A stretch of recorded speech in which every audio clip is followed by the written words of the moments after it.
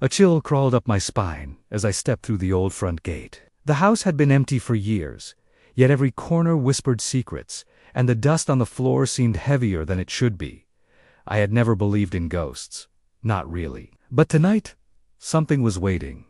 Something patient. It had all begun 6 months ago, the way these things often do. Quietly, in the background, unnoticed until the noise becomes deafening. My brother Samir had vanished without a trace. No calls, no texts, no warning. Just a missing person notice buried in a police report no one seemed to take seriously. I should have known something was wrong the moment he stopped answering. Samir wasn't reckless. He was careful, methodical. Even in his absences, he left breadcrumbs, receipts, tiny notes, a coffee cup on the counter, always pointing toward some explanation.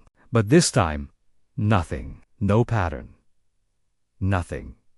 I started at his apartment, the one he had shared with his girlfriend, Lena. She had moved out weeks earlier, claiming she couldn't handle his constant worry and paranoia.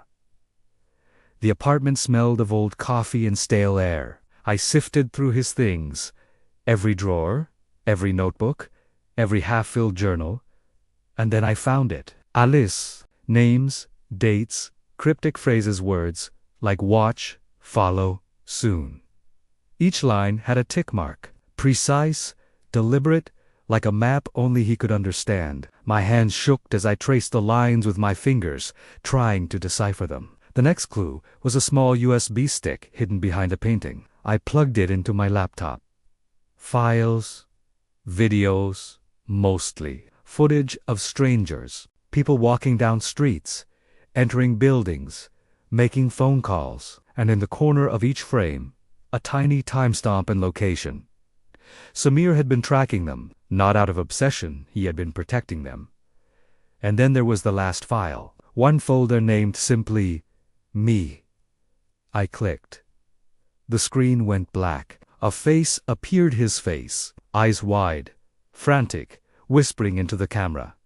They're coming. Don't trust anyone, not even those you love.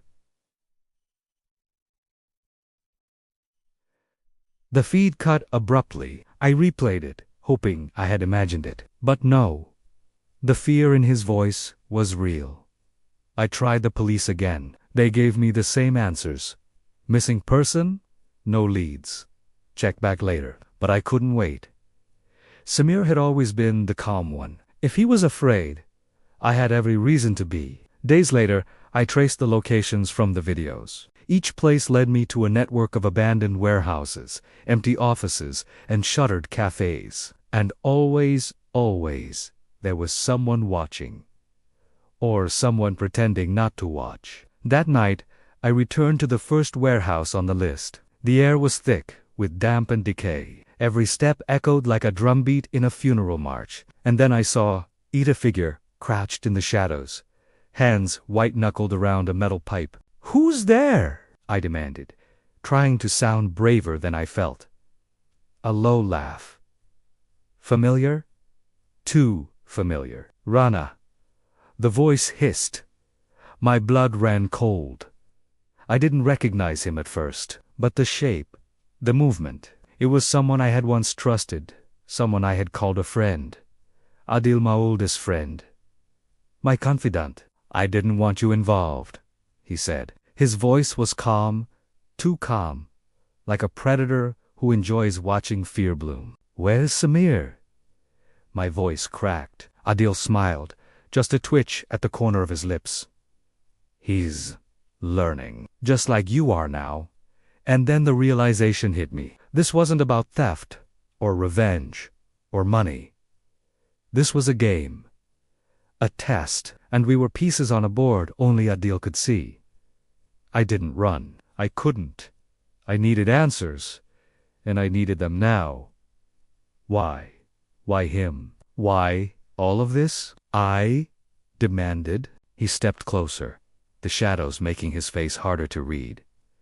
Because he found the truth, and the truth is dangerous. Some things are meant to stay hidden, Rana. People like him, people like you. You make mistakes thinking you can expose them.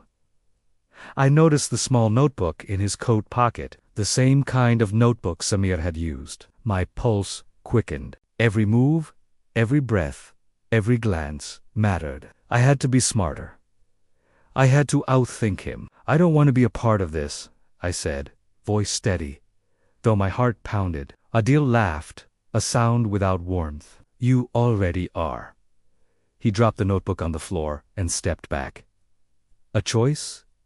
A challenge. The game was no longer about hiding. It was about taking control. I grabbed the notebook. Inside were codes, locations, times everything Samir had pieced together. And then I saw it. A plan, a meeting, tonight, at the old factory by the river. Samir would be there. Alive, I hoped. I didn't wait. I drove through the night, the city streets quiet under the fog. Each turn, each stoplight felt like part of some ritual.